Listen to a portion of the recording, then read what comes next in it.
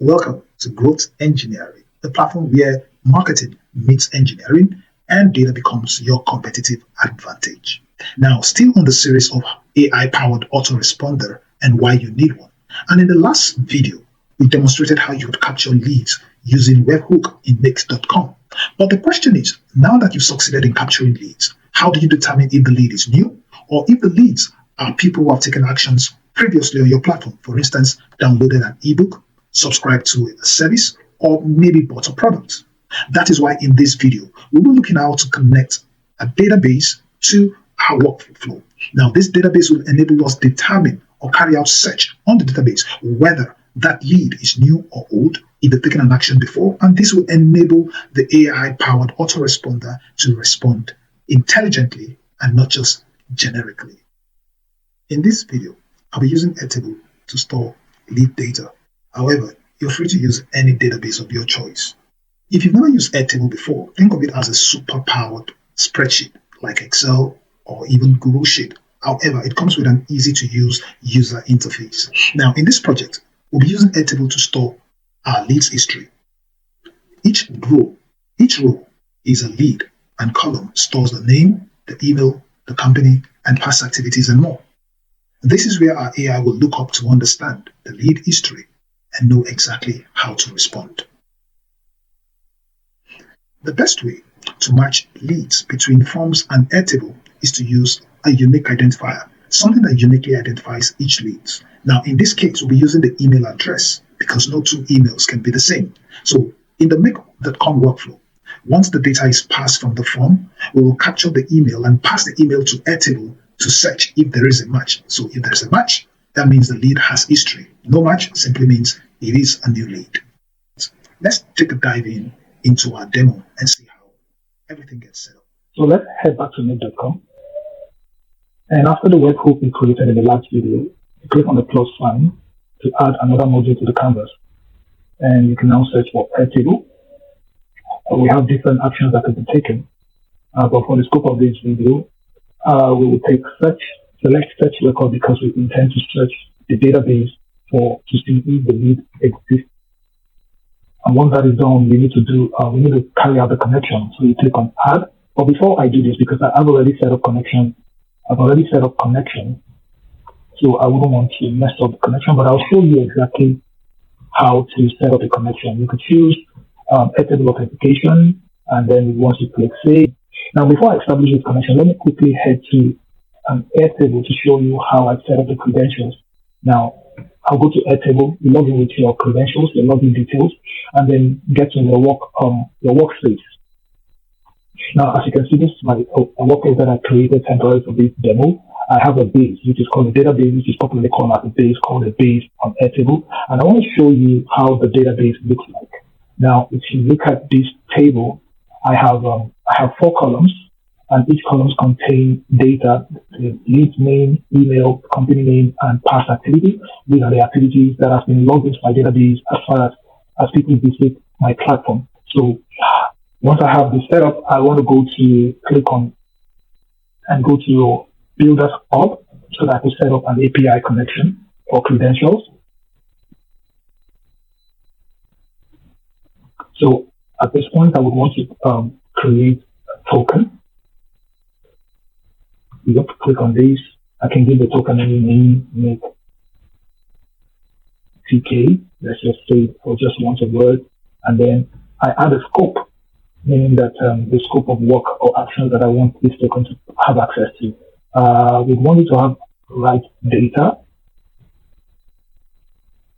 read data, and then also add schema. I think, yeah, write schema and read schema. I think these 4 functions should do based on what we want to achieve. And then the next thing we need to do is to connect all connections, and then also click on base, which of the database do we want to establish a connection to. So in this case, it is a database that contains our lead history. So I'll click on that, and I'll say create token. Now I can copy this and head back to make.com. Now, when I get to make.com,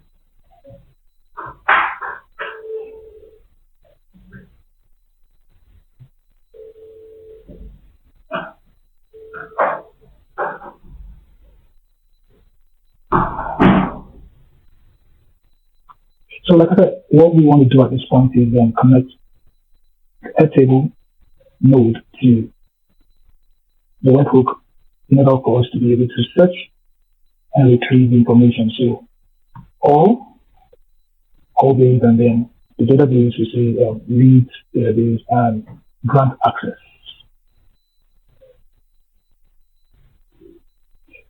Yeah.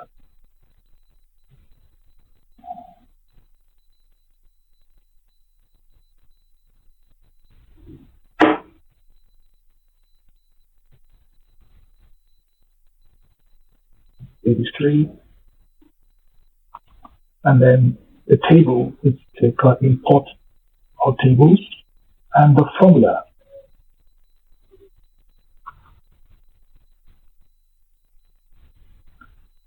So for outputs, we leave all the fields unselected, leave all the fields. And what we need to do at this point is to create a filter. A filter, we type in yes.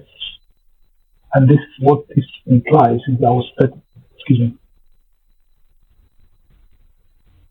So what this is doing is to tell Airtable, give me any record where the email field matches the email we just captured from the form. And at this point, we can click on save. Okay, right now, before we run a test, let's trigger an event by filling out the form on type form. Remember, recall. All right, so we go to type form and let's give in details. Let's say Raphael.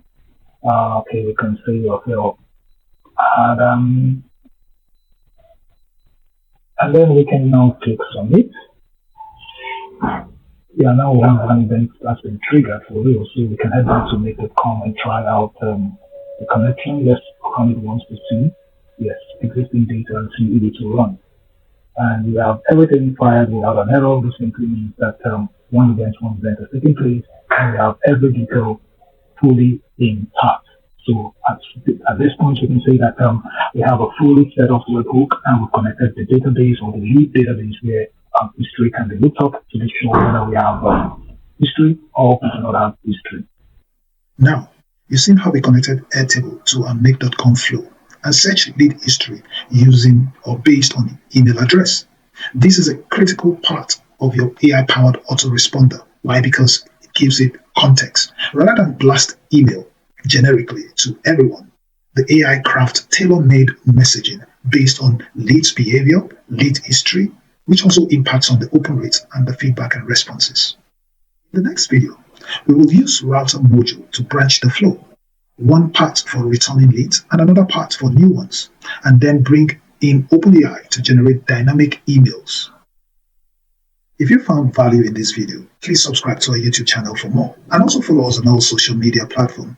And also, if you're interested in a more detailed walkthrough, or like an hand-holding process on how we configured and set up every single thing from the AI prompts to the code snippet, and as well as documentation that gives you a 360-degree view of how the entire workflow is set up, I have also provided the link below. Click and send the request, and I'll be sure to respond as soon as possible. And don't forget, this is growth engineering, where we just don't talk growth, we build it.